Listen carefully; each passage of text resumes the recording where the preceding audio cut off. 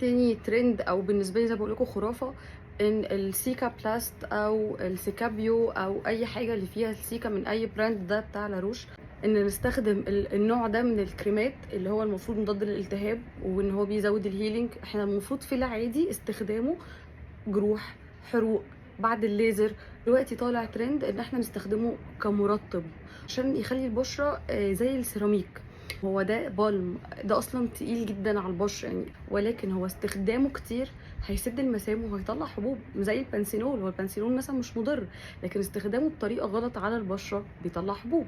ممكن لو البشره حصل فيها عملنا مثلا فيها ليزر، عملنا مثلا ديرما بان، ممكن لمده يومين ثلاثه فعلا نحطه بكميه بسيطه جدا، وممكن كمان نخلطه مع المرطب على اساس يدوب فيه وبعدين يبقى سهل امتصاصه على البشره. لكن احطه كده زي ما هو، طبعا اول يوم وتاني يوم هيديني احساس رائع وان الجلد ناعم جدا وان بشرتي حلوه جدا.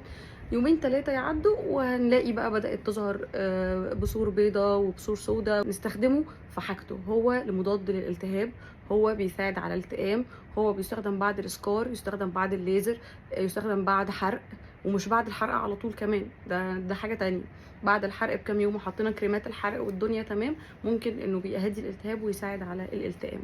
فخدوا بالكم من موضوع ان الكريم ده سحر، بس استخدمناه غلط هيأذي بشرتنا.